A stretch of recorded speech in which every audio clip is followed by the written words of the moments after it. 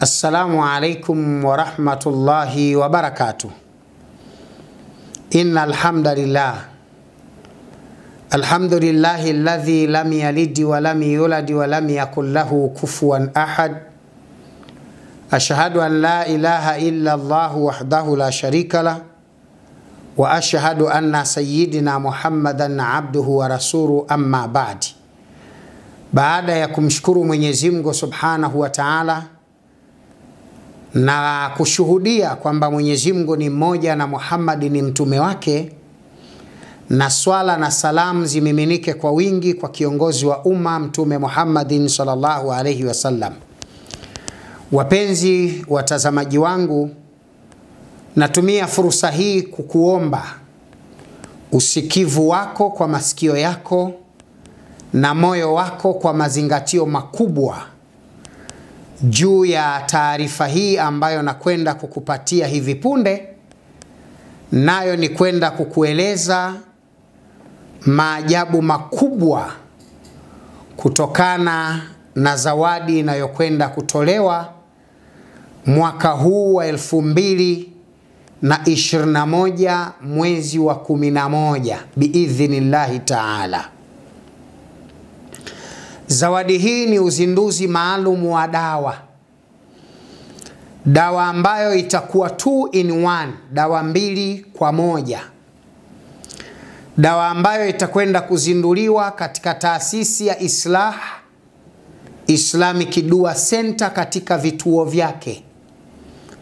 Tarehe kamili ya uzinduzi wa dawa hii tutakwenda kukueleza. Unachopaswa kufanya hivi sasa ni kujiandaa ili kuweza kuweka oda yako mapema ili kufaidika na dawa hizi 2 2 in 1. Dawa ambazo zitakwenda kutoa majibu sahihi ya matibabu katika maisha yako, katika magonjwa ya kibiolojia na yale yasiyokuwa ya kibiolojia. Dawa ambayo itakwenda kutokana na vitu viwili. Kimoja kinapatikana bara na kimoja kinapatikana baharini.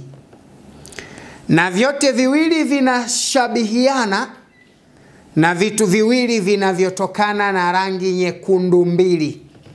Rangi nyekundu moja inayopatikana bara na rangi nyekundu moja inayopatikana baharini.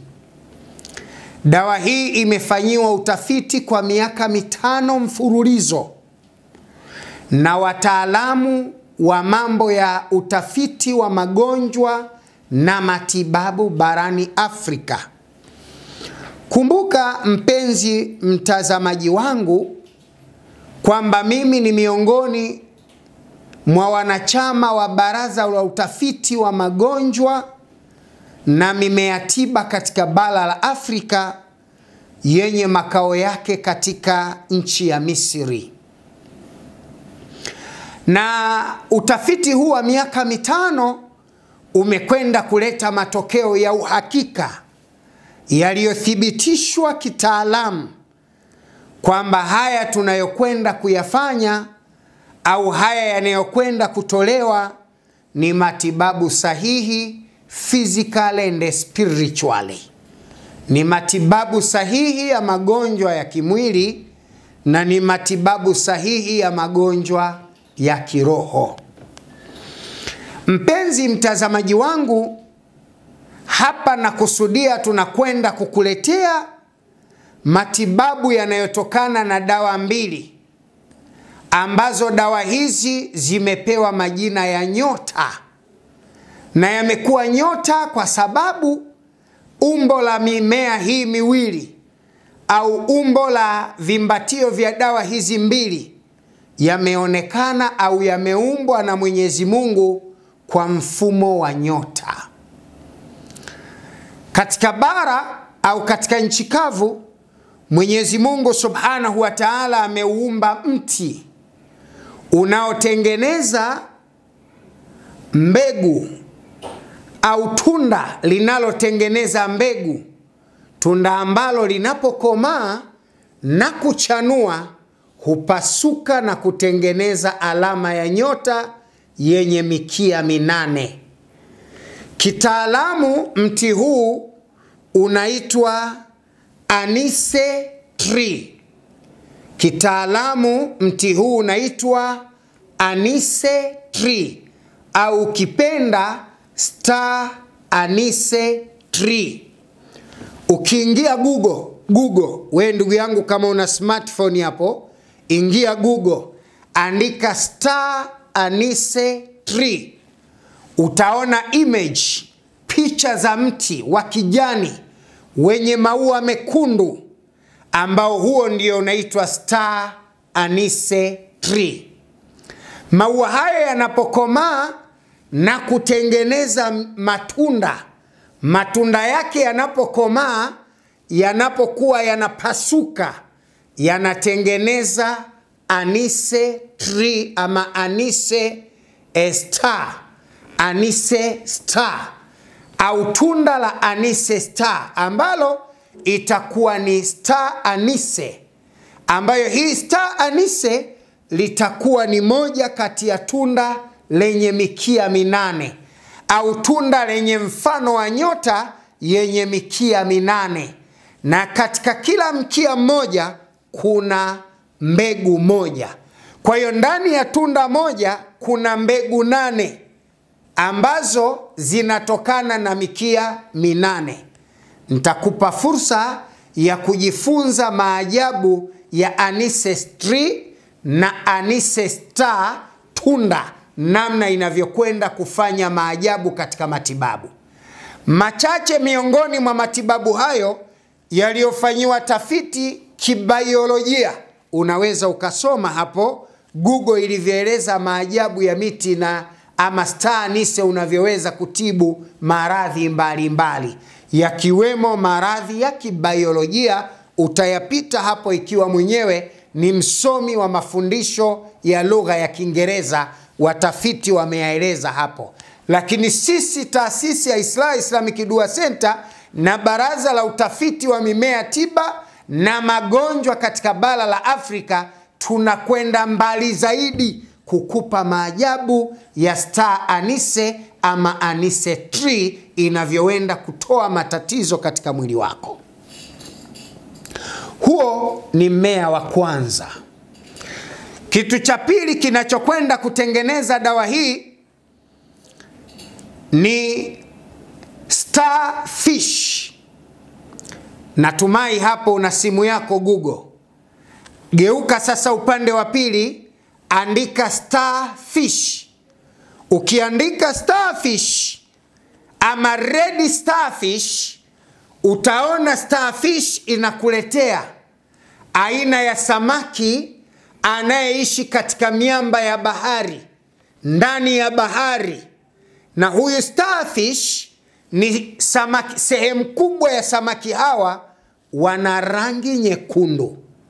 Naomba weka katika mind yako, weka katika kumbukumbu yako hili.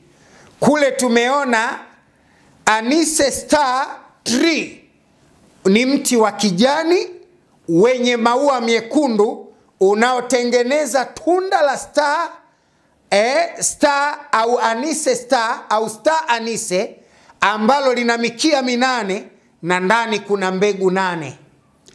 Na hapa tunakwenda kukuta red fish. Ukiandika au starfish, ukiandika starfish utakutana na red fish au aina ya starfish ambao ni red fish. Ni samaki wekundu. Samaki hawa huwa hawatumiki kuliwa. Watu wengi huwa hawali wa samaki hawa.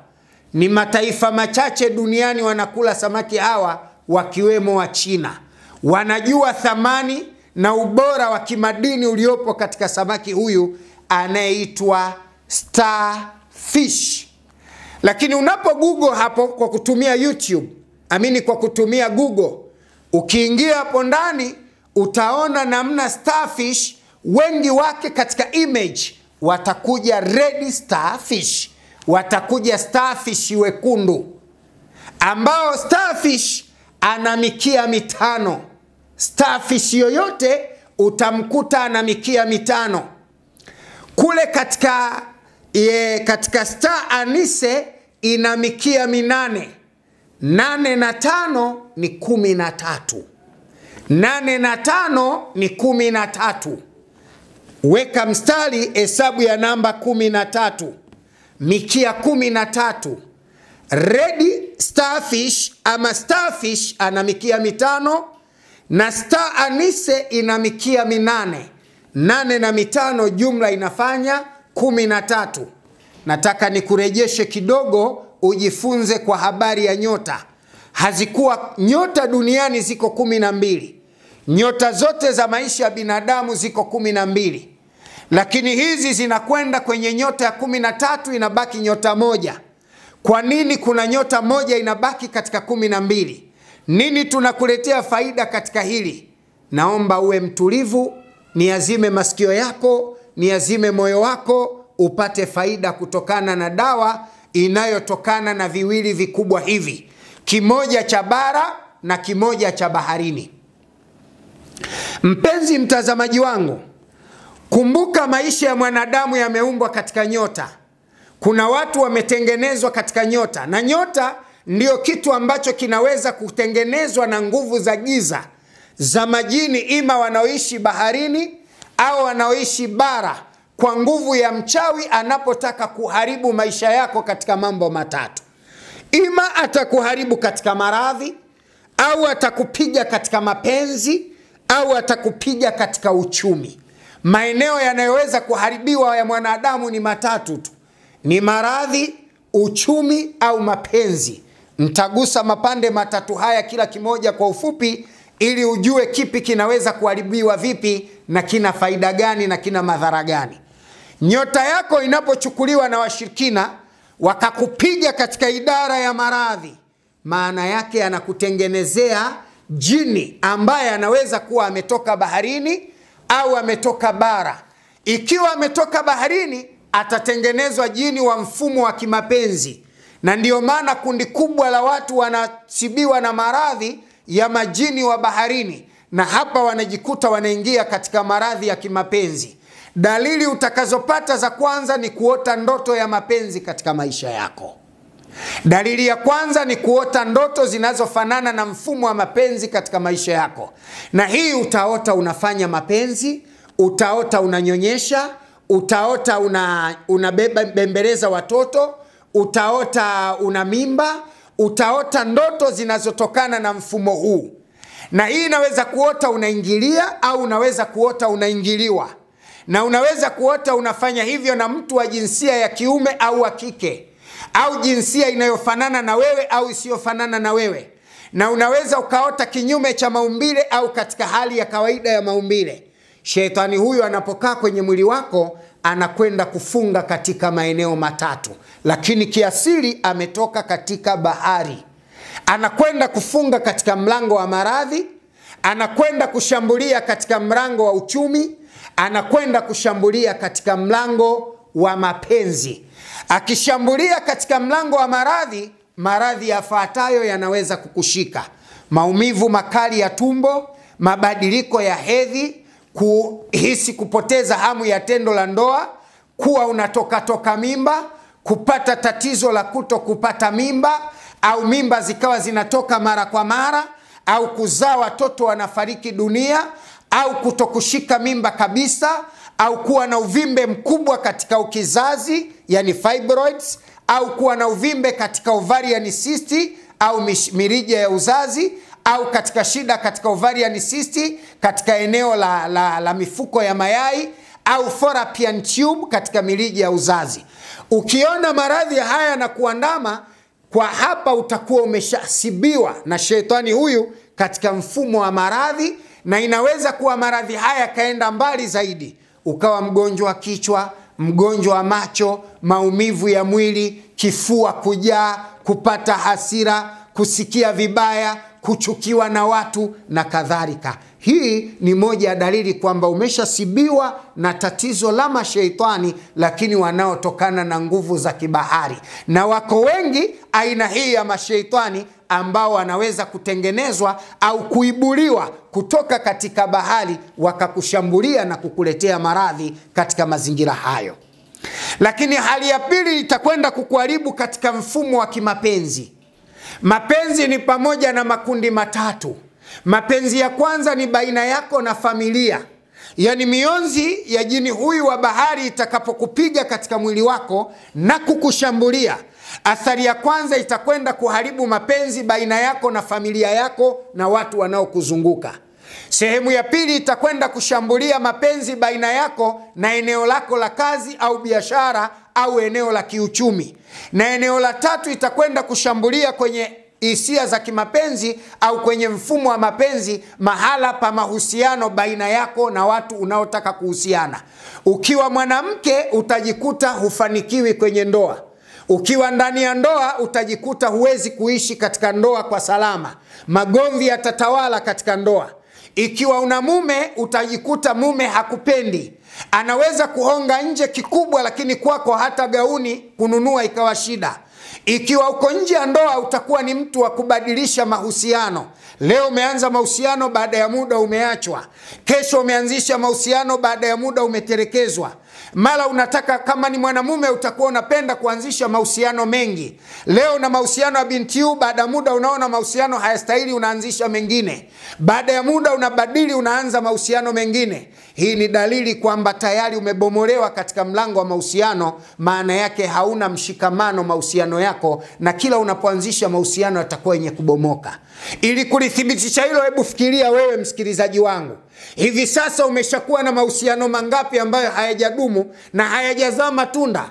Mwisho wa siku umeambulia kuonyesha mwili wako tu kwa watu uliohusiana nao, lakini ukipiga hesabu ya faida uliopata ya kuonyesha mwili wako kwa uliofanya mahusiano nao, huna faida yoyote ulioipata. Hii ni mionzi ya kijini inayotengenezwa na shetani wa baharini, ambaye inaweza kukukuta na kukuathiri, ambao kwa ujumla wake mashetani hawa huitwa majini mahaba, na wako koo 19 ambazo sehemu kubwa ya koo hizi huishi baharini, nazo ni koo 14 kati ya 19 zinaishi baharini. Mionzi hii ya nguvu za giza ya shetani ya kijini inayotoka ndani ya bahari inakwenda kubomoa maisha yako.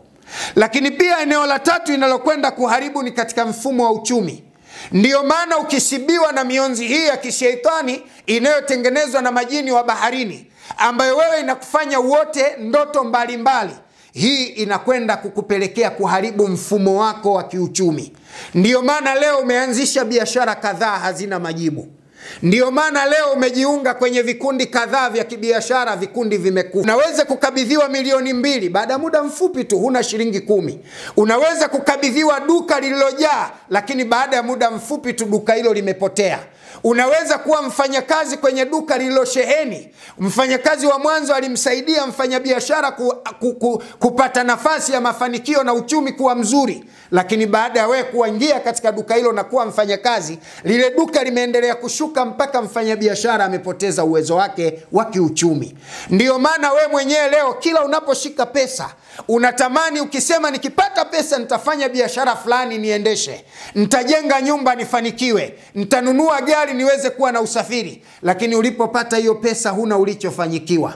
Pamoja na kuwa ni mfanyakazi unalipwa mshahara mkubwa, pamoja ni kuwa ni mfanyabiashara unapata faida kubwa, ukipiga hesabu kwa mwaka una zaidi ya milioni 80, milioni 100, lakini hivi sasa unaishi nyumba ya kupanga na huna ulichokifanya. Lakini hivi sasa unaishi katika nyumba ya wazazi wako, huna ulichokifanya. Lakini hivi sasa unaishi maisha ya tabu. Ikitokea leo unaumwa, huna uwezo hata kupata fedha za kujitibu. Kwa nini? Kwa sababu kuna shetani ametengeneza mionzi katika maisha yako inayoharibu maisha yako yasiweze kufanikiwa kimaisha.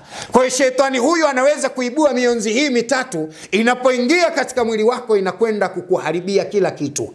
Lakini shetani huyu kiasili anakaa baharini, na anapokwenda kuharibu matatizo yako, wewe unaishi duniani unakujikuta umeshaharibika, kwa sababu mashetani wa kijini na wachawi wa kibinadamu na mashetani wa kibinadamu ambao ni wachawi wanakwenda kuibua mionzi na kwenda kuharibu maisha yako, kwa kuwa majini wanaotumikia uchawi, yani khadimu sihiri ambao kazi yao kubwa ni wanaishi duniani katika nchi kavu na wanaishi baharini katika maji, na hutengeneza mionzi ya kwenda kukubomoa. Sasa mjini huyo anapoingia katika mwili wako, akaanza kuharibu mwili wako, akaanza kukuharibu katika mlango wa uchumi, akaanza kukuharibu katika mlango wa biashara, akaanza kukuharibu katika mlango wa mapenzi, wewe utajikuta kila unachokifanya hakifanikiwi. Kila unapofanya jambo haliendi sawa. Kazini unakuwa na maadui wengi, kwenye biashara mikosi na upotevu wa pesa, kwenye mapenzi we kila siku ni machozi na kilio. Haya yote yanatengenezwa na majini, moja kati ya makundi mawili, ima mashetani wanaoibua mionzi ya kichawi, makhadimu sihiru ambao wanapatikana katika bahari, au makhadimu sihiru ambao wanapatikana katika nchi kavu. Mfano wa hawa wanaopatikana katika nchi kavu ni wale majini ambao kawaida yao hutengenezwa kutokana na maeneo kadhaa. Mfano wa hayo ni kwenye makaburi. Yako mashetani yanaishi makaburini, yako mashetani yanaishi katika majumba yaliyohamwa, yako mashetani ya kijini yanaishi katika maeneo machafu, yako mashetani yanaishi katika vyoo. Sasa haya majini, mabinadamu wanapofikia mahala, wachawi wanapotaka kukuharibu kwa kutumia nguvu za giza za mashetani wa nchi kavu, wanatengeneza kivuli chako, wanakichukua kivuli chako, wanaichukua nyota yako. Nyota ndiyo kivuli chako. Yani mtu anaweza kuchukua athari ya mwili wako, anaweza kuchukua nguo yako uliowahi kuivaa, anaweza kuchukua kivuli chako, anaweza kuchukua nywele zako, anaweza kuchukua mate yako, anaweza kuchukua kitu cha athari kinachotokana na wewe, hata godoro uliowahi kulalia katika maisha yako. Anaweza kuchukua kipande kidogo sana katika hayo, akakienda kukitumikisha katika makhadimu sihiru, katika wachawi wa kijini, alafu wale machawi wanatengeneza, wanaibua mionzi, na hiki vitu vyako vinakwenda kuzikwa ima njia panda, au vinatundikwa juu ya mti, au katika kaburi, au katika maeneo ya majumba yaliyohamwa zamani. Pale anakwenda kuzaliwa au kuzalishwa khadimu sihiru, yani sheitani wa kijini, ambaye huyu atakuwa ni mchawi, atachukua ile athari yako na kwenda kutengeneza mionzi mitatu. Muonzi wa kwanza utakwenda kukuharibu katika mfumo wa maradhi, kwa mfano wa yule baharini. Muonzi wa pili utakwenda kukuharibu kwenye mfumo wa mapenzi, kwa mfano wa yule wa baharini. Muonzi wa tatu utakwenda kukuharibu kwenye mfumo wa kiuchumi, kwa mfano wa yule wa baharini. Nini kitakachotokea kwako? Utaanza kupata ndoto. Ndoto gani utakazota? Kwa sababu ni kitu kilichotengenezwa juu ya ardhi, ndoto zifuatazo kwako zitaanza kutokea. Utaanza kuota majoka makubwa, utaanza kuota wanyama wa nchi kavu, utaanza kuota maiti, watu waliokufa unasemezana nao, utaanza kuota wadudu, utaanza kuota vitu vya nchi kavu ambavyo ukiviota vinakutisha. Utaanza kuhisi kuna vitu vinakukaba, vinakukandamiza, vinakuathiri, vinakutisha, vinakufanya hivi. Kadiri ndoto hizi zinavyokuja, ni taarifa ya kukuthibitishia kwamba sasa umeshaanza kuharibikiwa, mwili wako umeshaanza kubomolewa, na mionzi ya kichawi imeshaingia kwako kutoka kwa mahadimu sihiru wa kijini, ambao wanaweza kutoka nchi kavu au wanaweza kutoka baharini. Wanapokuingia katika mwili wako, wanakwenda kuharibu yale maeneo matatu: uchumi, mapenzi pamoja na mahusiano. Kwa maana uchumi, maradhi na mahusiano. Yani kwenye mlango wa mapenzi wanakwenda kubomoa. Unajikuta unapoteza mapenzi kwenye kazi, unapoteza mapenzi kwenye biashara, unapoteza mapenzi kwenye mahusiano. Unakuwa ni mtu wa kulia tu kwenye mapenzi, unakuwa ni mtu wa kubadilisha tu mapenzi, unakuwa ni mtu usiyedumu katika mapenzi, unakuwa mtu usiyependwa na jamii. Hata watu wako wa karibu wanakufanya wewe kuwa ni adui yao. Lakini pia ukiharibu kwenye mlango wa uchumi, ndio unakuwa na ile shida ya kupoteza mali, unakuwa na shida ya kutokudumu na uchumi. Hata ukiwa una biashara ya mtu, umeingia anafanya ubia na wewe, alikuwa anapata faida, lakini wewe kuingia tu pale tayari umeshaharibikiwa ya kwako. Kwa nini unaharibu? Kwa sababu kuna khadimu sihiru ambaye amechukuliwa kwa athari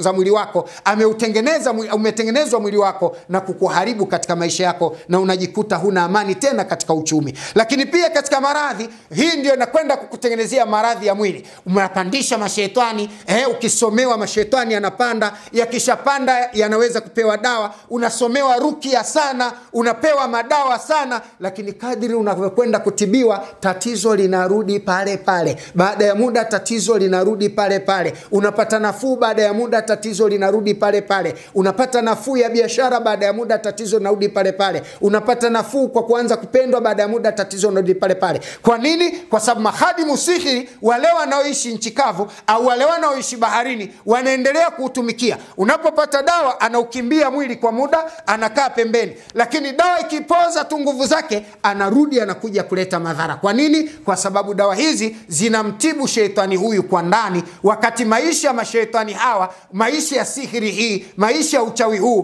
kawaida yake unaishi nje ya mwili. Kwa hiyo wewe unaweza kupewa makombe, wewe unaweza kupewa dawa, wewe unaweza kupewa kila kitu, lakini huwezi kupata mafanikio ya kupona, kwa sababu ile sihiri inakuwa nje ya mwili na wewe unatumia dawa za ndani ya mwili. Unahitaji tiba ya ndani ya mwili ambayo itakwenda kutengeneza mionzi katika mwili wako. Ile mionzi itakwenda kubomoa zile athari za matatizo zinazokuzunguka, ima mlango wa uchumi au mlango wa biashara au mlango wa mapenzi iliyo nje yako, ambayo imekuwa ikikuathiri kwa muda mrefu. Ili uweze kufanikiwa haya, taasisi yako ya Islah Islamic Dua Center inayosimamiwa na Islah Islamic Foundation chini ya mimi mkurugenzi wake Alhaji Dr. Sule, tunakwenda kukuletea uzinduzi wa dawa mbili mujarabu sana na ni muadabu sana na hujawahi kukutana nazo katika maisha yako, zinazotokana na vitu viwili: mmea wa nje ya ardhi ambao unaitwa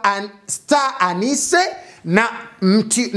na samaki anayepatikana ndani ya bahari ambaye hatumiwi sana kuliwa, anaitwa Starfish. Sasa huku kuna Star Anise na huku kuna Starfish. Nini kimefanyika katika haya? Katika Star Anise tulichokifanya au kilichofanyika, yametengenezwa mafuta yanayotokana na vitu viwili.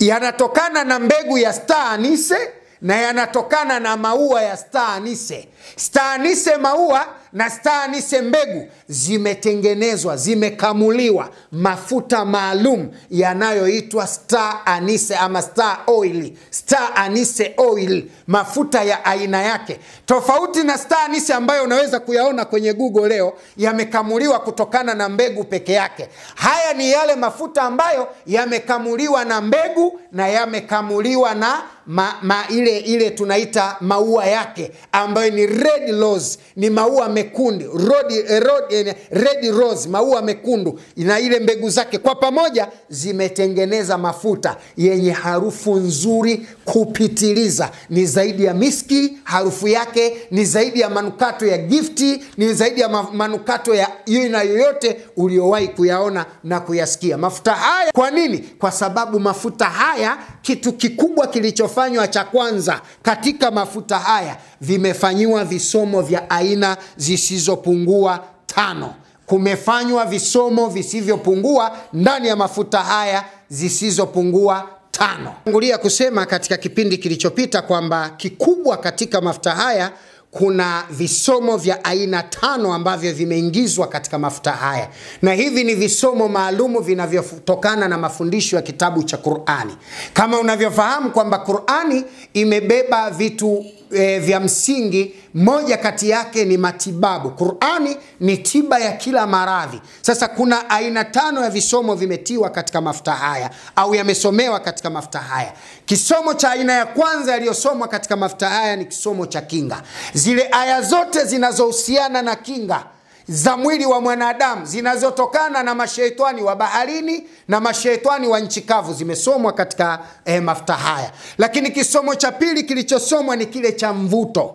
Kisomo cha mvuto, yani aya zote zinazozungumzia mvuto, ambazo zinamfanya mtu apate mvuto, zile aya zinazofanya mtu aendelee kuheshimika, kukubalika, kuthaminika na kuonekana katika jamii. Aya zile zote tumeziingiza katika mafuta haya. Lakini kitu cha pili, kitu cha tatu, tumetengeneza aya za kubatilisha sihiri. Yani aya zote zinazobatilisha sihiri, zinazobatilisha uchawi uliotengenezwa na mashaitani wa kibinadamu na kijini wa duniani, kwa maana ya wanchi kavu, na mashaitani wa kijini na kibinadamu wanaotengenezea chini ya ardhi, yani chini ya bahari. Visomo vyote vinavyoondoa au vinavyovunja sihiri vimefanywa katika mafuta haya. Lakini cha tatu, mafuta haya yametengesomewa aya za uzazi, aya za vitu za matatizo ya uzazi, yani zile aya zinazozungumzia uzazi kwa watu waliokata tamaa.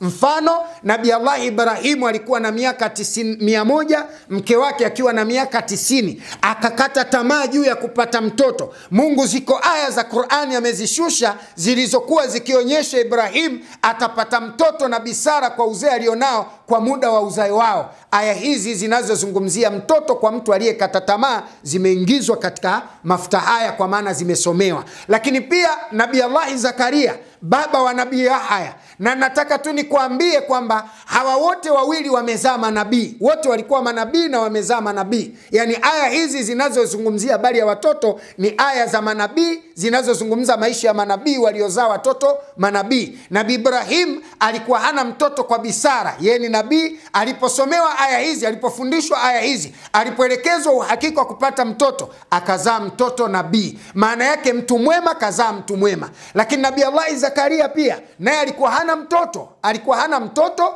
Mungu alipomuonyesha kwa mama Maryam namna alivyokuwa mtoto bora, akaomba mtoto. Mungu akateremsha aya zinazozungumzia kizazi. Nabii Zakaria akazaa mtoto anaitwa Nabii Yahya, au kipenda Yohana Mbatizaji. Mtu mwema amezaa mtoto mwema. Maana yake aya hizi zinazozungumzia watoto wema tumezisomea katika mafuta haya. Na unapotumia mafuta haya, wewe ambaye hujawahi kupata uzazi katika maisha yako, Mungu atakujalia kukupa mtoto mwema, kwa sababu Qur'ani ikisema jambo halibadiliki. Yani ukifanikiwa kupata mtoto kutokana na mafuta haya, wewe uliyekata tamaa juu ya kupata mtoto, kuwa na imani, kuwa na yakini, kuwa na uhakika, kwa idhini ya Mwenyezi Mungu utapata mtoto, tena mtoto mwema, mtoto ambaye atakuwa na faida kwako duniani na atakuwa na faida kwako mbele ya Mwenyezi Mungu, mtoto ambaye hatakuwa ana shida mbele ya Mwenyezi Mungu. Kwa nini? Kwa sababu aya zenyewe ni aya za utakaso na mafundisho ya uzazi. Lakini jambo jingine, aya zilizosomewa katika mafuta haya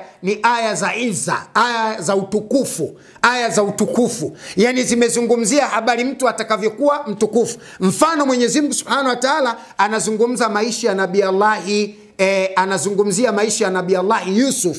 Yusuf ni mjukuu wa Nabii Allah, mtoto wa Nabii Yakobo. Yakobo ni mtoto wa Nabii Ishaka. Ishaka mtoto wa Nabii Ibrahim. Nabii mtoto wa nabii, mtoto wa nabii, mtoto wa nabii. Manabii wanne. Mungu huyu nabii wanne ambaye ni Yusuf alimuotesha ndoto ya nyota. Na hapa ndio narudi kwa nini dawa yenyewe inaitwa star, na kwa nini zinakuwa star mbili, star ya baharini na star ya nchi kavu. Star anise na star fish, vitu viwili hivi vinakwenda kutengeneza nyota. Angalia Nabii Allah Yusuf alayhi salam akiwa na umri wa miaka 12 alioteshwa ndoto. Nabii Allah Yusuf akiwa na umri wa miaka 12 aliotesha ndoto. Ndoto gani aliota? Ana umri wa miaka 12. Aliota Mwenyezi Mungu Subhanahu wa Ta'ala amemuonyesha nyota 12, jua na mwezi vinamsujudia. Aliota nyota 12, jua na mwezi vinamsujudia. Kwa nini nyota 12, jua na mwezi? Jua na mwezi. Kwa nini nyota 12, jua na mwezi? Jua ndiyo mwanga wa mchana. Yani duniani jua likishatomoza, ambaye halioni huwa ni kipofu peke yake au mgonjwa wa macho ndo analichukia. Mwanga wa jua ndo unaamsha kila kiumbe. Mwanga wa jua ndio unamfurahisha kila kiumbe. Wanyama, wadudu, ndege, samaki huamka na kuendelea na maisha yao. Mwenyezi Mungu Subhanahu wa Ta'ala amejalia pia mwezi. Mwezi una mwanga. Na katika mwezi, katika miezi siku 28, 29, 30 za mwezi, kuna siku 3 zinaitwa Lailatul Badri. Kuna siku 3 zinaitwa Lailatul Badri, yani siku za mwezi mkali ambazo Waislamu hutakiwa kufunga katika hizi, na ni sunna kufunga. Lailatul Badri ni mwezi 13, mwezi 14 na mwezi 15. Hizo ndio Lailatul Badri. Mwezi 13, mwezi 14 na mwezi 15. Kumbuka katika Star Anise kuna mikia 8. Star Anise ina mikia 8. Na katika Star Fish kuna miskia 5. 8 na 5 jumla 13. Hii ni Lailatul Badri, hesabu ya zile siku 3 za mwezi mkali. Mafuta haya unapoyapata, moja ya faida yake, ukitaka kukuza nyota yako, ukitaka kuheshimika, ukitaka izza, ukitaka utukufu, mafuta haya unaweza kuyatumia zile siku 3 za Lailatul Badri,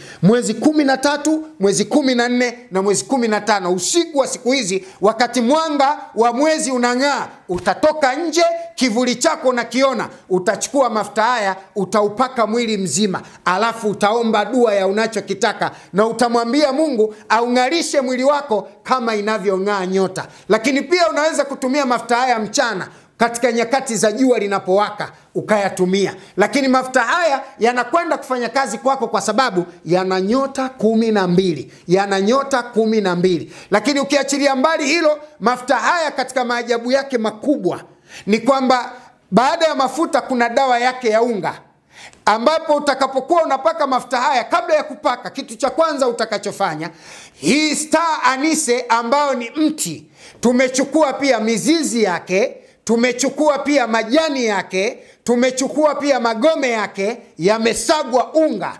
Na hii Star Fish ambaye huyu samaki asiyeliwa na mataifa mengi, naye amekaushwa na kusagwa, unga wake umechanganywa na Star Anise, ukatengeneza unga powder, dawa maalumu ya kuoga. Hii hailiwi, hii kazi yake ni kuoga tu. Utakachofanya, utaoga asubuhi na jioni, usiku wakati wa kuzama kwa jua, na asubuhi wakati wa kuchomoza kwa jua, na unaoga siku 3 za Lailatul Badri. Utaoga siku ya mwezi 13, siku ya mwezi 14 na siku ya mwezi 15. Utajuaje kwamba huu ni usiku wa mwezi 13?